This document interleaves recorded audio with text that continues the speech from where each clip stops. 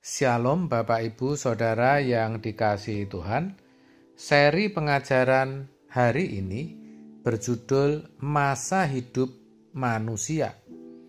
Saudara, dikatakan dalam Mazmur 90 ayat 10, masa hidup kami 70 tahun, dan jika kami kuat 80 tahun, dan kebanggaannya adalah kesukaran dan penderitaan, sebab berlalunya buru-buru dan kami melayang lenyap.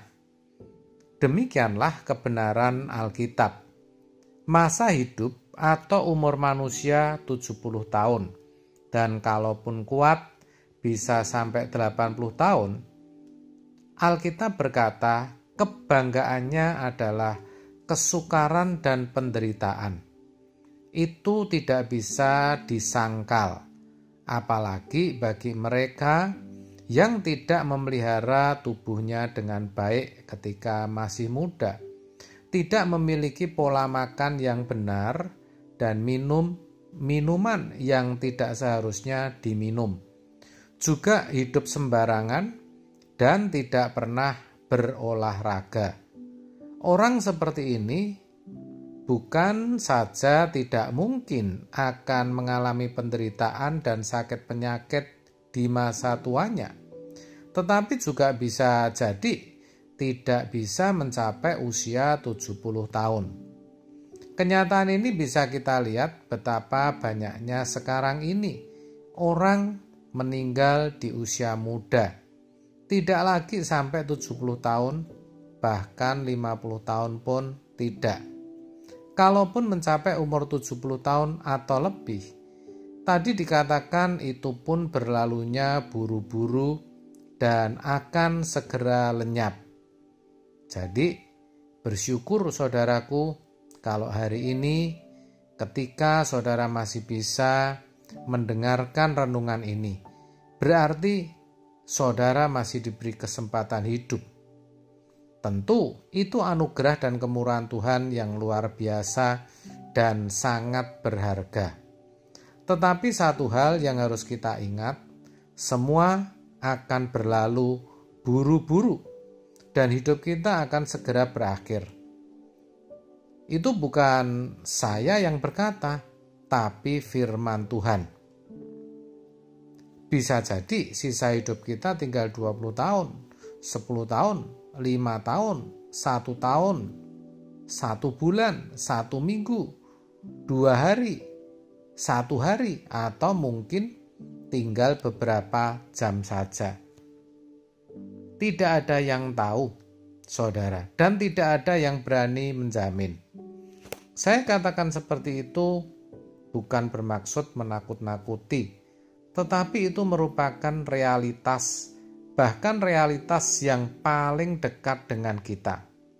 Justru dengan menyadari akan hal itu, kita harusnya disadarkan bahwa sesungguhnya manusia adalah makhluk kekal.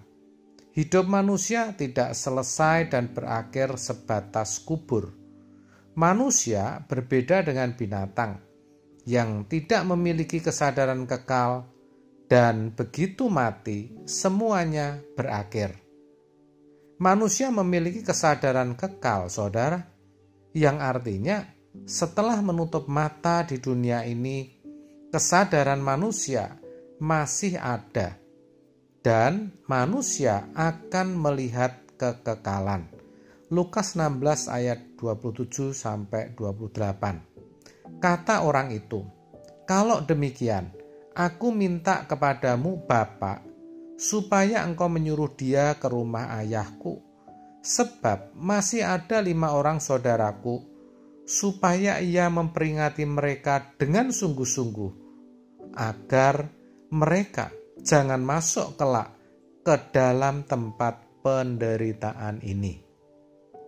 Itu adalah penggalan percakapan orang kaya yang berjubah ungu dengan Bapak Abraham di Hades, yaitu tempat penampungan sementara atau intermediate state bagi orang yang meninggal sebelum seseorang dihakimi dan dibuang ke dalam lautan api atau diperkenan masuk kehidupan yang akan datang dalam kerajaan Tuhan Yesus Kristus. Ada Hades yang nyaman dan ada Hades yang tidak nyaman. Percakapan itu membuktikan bahwa manusia masih memiliki kesadaran kekal. Itu juga merupakan peringatan bagi kita semua bahwa bukan tidak mungkin kalau kita tidak mempersiapkan hidup kita dengan baik, kita pun kelak bisa berada di tempat yang tidak nyaman itu. Seperti orang kaya berjubah ungu yang mengalami penderitaan dan itu sangat mengerikan, saudara. Pertanyaannya, pernahkah kita memikirkan akan hal itu selama ini? Apakah kita sudah memperkarakan diri kita kemana kita akan pulang? Ke padang gersang tak bertepi, di mana di sana tiada mentari dan tiada lagi bintang, yang ada hanya jurang gelap kengerian, atau ke hamparan padang hijau tak bertepi, suatu negeri yang indah, di mana yang mulia Tuhan kita Yesus Kristus dan Bapa berada. Saudara, kita harus sadar bahwa nasib kekal kita sendiri yang menentukan. Kita sudah mendapat penebusan oleh darah Kristus, sehingga kita bisa dibenarkan dan dibawa kepada Bapa. Kita dianggap benar meskipun belum sungguh-sungguh berkeadaan benar. Itu semua supaya Bapa bisa memberikan roh-Nya, yaitu Roh Kudus yang akan memimpin kita kepada seluruh kebenaran. Allah juga memberikan Injil dengan Yesus sebagai model hidupnya. Allah juga turut bekerja dalam segala sesuatu yang kita alami. Itulah anugerah, saudara, cuma-cuma diberikan kepada kita. Tetapi ingat, yang cuma-cuma itu tidak menghilangkan tanggung jawab kita, sehingga kita bisa dengan mudah memperoleh keselamatan dan masuk surga. Sebaliknya, dengan kehendak bebas yang Tuhan sudah berikan, Dia menghendaki agar setiap kita bertanggung jawab atas anugerah itu, meresponinya, mengerjakannya, memperjuangkannya melalui hidup kita, supaya anugerah itu tidak sia-sia. Saudara, kesempatan itu, maksud saya mengerjakan keselamatan, hanya bisa kita kerjakan selama kita masih hidup di dunia ini. Hidup ini sesungguhnya persiapan untuk kekekalan. Ingat, masa hidup kita hanya 70 sampai 80 tahun. Itu pun berlalunya buru-buru dan kita akan segera lenyap.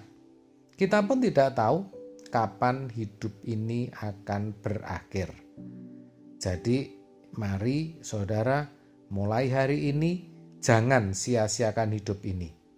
Tetapi benar-benar hidup ini kita pakai untuk mempersiapkan diri masuk dalam kekekalan dan dapat bertemu muka dengan yang mulia Tuhan Yesus Kristus. Amin. Tuhan Yesus memberkati.